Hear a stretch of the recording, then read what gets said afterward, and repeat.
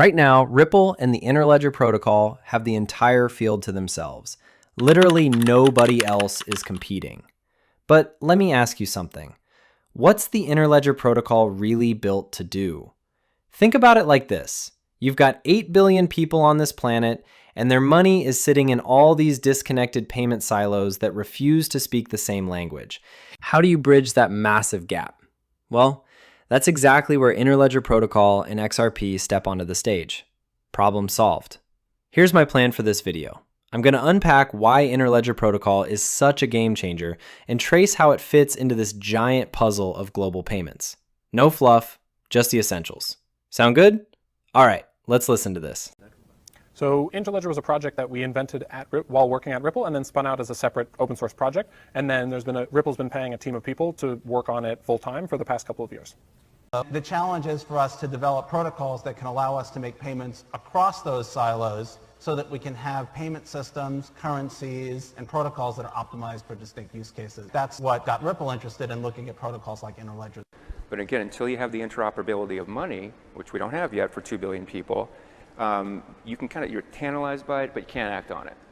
That's a huge problem, right? So they know that we need, this key interoperability, this very basic infrastructure layer that links M-Pesa to Bank of America to, to what's going on at the Japanese financial system, and you don't have that, right? That's what's blocking a key thing happening here.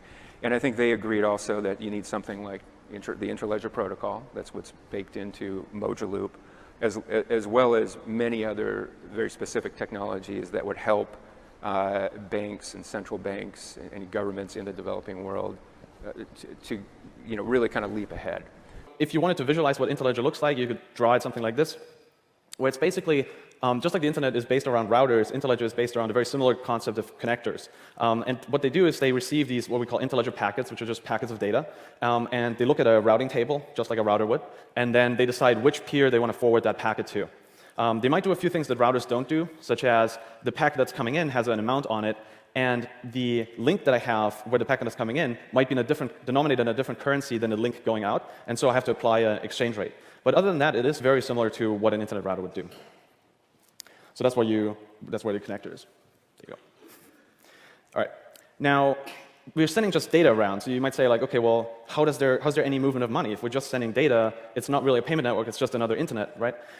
So the way that we actually introduce money is that at each link, we keep track of the packets that we've sent. So if we send, let's say, 1,000 packets of 10 units each, then we say, OK, now these connectors, this one connector on the left that sent all these packets, owes the other connector some money. And it can pay that other connector through whatever means that they agreed on. And so they could pay each other through Bitcoin, or they could pay each other through Lightning Protocol, or through Ether, or whatever it is. They could even pay each other through cash if they want. And the main difference between what you choose is if it's a slower method like cash, if it's something more manual, more expensive, there's higher transaction costs, you would probably do it less often. And that means you have to have a little bit more trust. But if you use something like a digital asset, maybe one that has payment channels where you can settle literally, a thousandth of a cent and still have it be cost effective, you can settle all the time. You can settle after almost every packet. And so the trust required is basically negligible at that point. With the Interledger protocol and with Ripple software and using XRP, we've created an internet of value. It's unlikely, I think it's almost impossible, that there's going to be one blockchain that is this monolithic thing that is going to be what everybody across the entire world standardizes on. By definition, there will be different ledgers, different blockchains, different networks that exist. So putting the entire world on one blockchain, fundamentally, I don't think it makes sense. It's not how the world is starting to play out. I don't think it's how the world will end up being played out. So Ripple kind of pioneered this idea of how do you address that problem? How do you create interoperability between different ledgers, between different payment networks? And so we came up with a protocol, just like there was TCP/IP for the internet. Our engineering team has created something called the Interledger protocol, or ILP. And the idea being that these different networks, blockchain just being one, ACH, which is the sort of money, the intra-country check clearing, money moving network here in the United States. Visa is a network. You can argue that HSBC has a payments network, et cetera, et cetera. There are all these islands right now, and sure, you can ask each of these networks to move on the blockchain, but then they're just kind of copying what they're doing and putting it over on a blockchain. There's scalability issues that come up very quickly when that happens. So the idea is, just like the internet connected data networks around the world, there should be a standard, a protocol that connects these value networks, these payment networks. And that's really what the Interledger protocol that we've developed and is now open source. It's now out for other people to build on and improve on and deploy. But it sort of got its start within Ripple. And that's really the idea, is to create these networks. So now you can have interaction between the networks and create that efficiency, that interoperability of value that we'd argue is lacking, sort of that third component after the interoperability of goods, the interoperability of data. You need the interoperability of value. And just like you need standards for those others two, you need standards for this. And the ability to leverage something like the Interledger protocol to do that is super important. And so now here's the nice, pretty future state world. It's all interconnected and whatnot. We don't need to spend a lot of time on that. Now, what it is and what makes it so beneficial? Sure. So you can think of Interledger, it's kind of like what the internet does at its core is route packets of data across different information networks. What Interledger does is route little packets of money across different payment networks. So that could be blockchain networks, that could be individual blockchains like Ethereum, that could be payment channel networks like Lightning, that could be traditional banks or mobile money systems. So any type of payment network, and then Interledger is about routing packets of money across those. And I noticed that I won't get into too much of how that works, but I want to walk through some of the cool things that this lets you do. So when we're applying this analogy with the internet, one of the things we get to is this idea of streaming payments. So if you broke up payments into little tiny chunks and could route these packets super efficiently, what you could end up with is this idea of streaming payments. So one of the things that could look like is, oh, you need to send a bigger payment? Okay, it depends on your payment bandwidth, which is a weird concept that we work with a lot, where that would be measured in dollars per second that you can send, or whatever currency you have.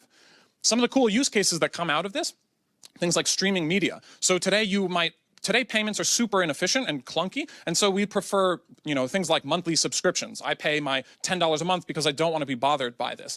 If you made the payments super efficient and could do it on a very small basis, you could do things like paying for a second of video. So you're streaming me video, I'm streaming you money, and if I pause the video, I stop paying for it. If I walk away, I stop. If I come back and hit play again, keep streaming money, because it would be that efficient. Another cool thing that comes out of this is the idea of sign-up list services. Today in the physical world, when you walk into a shop and you want to have some financial exchange, the exchange normally goes, I give you money, you give me good or service, and I walk out. I don't need an account, I don't need to sign up, things like that. Today on the internet, you always need to sign up for accounts, because there's no way to do this very seamless. Here's a little bit of money, you give me a little bit of service, rinse and repeat.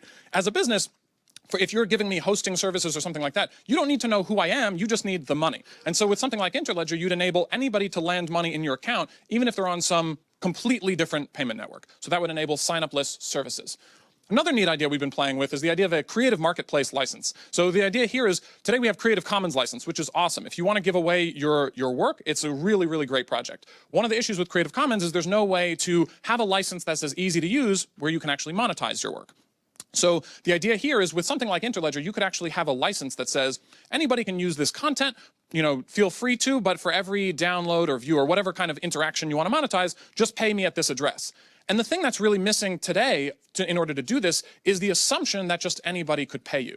Because there's no interoperability and because we don't have internetworking for payments, if you did this kind of license, you'd be like, okay, anybody that has Bitcoin can now pay me, which is a tiny subset of everybody. The thing that makes the internet work is that everybody can access it quality. Last kind of fun thing to throw out there is, if you connect every type of currency and payment network together, what you can enable is payments from weird currencies. So today you use dollars because everyone else accepts dollars here. If everything's connected, you could... Man, that video just blew my mind. Easily the clearest explanation of Interledger protocol I've come across. It really hammered home the importance Interledger protocol functions as a universal connector, or the Internet of Value, allowing isolated networks like banks, blockchains, and payment platforms to interact just as the internet connects separate local networks for seamless information sharing. I mean, come on, that's seriously next level.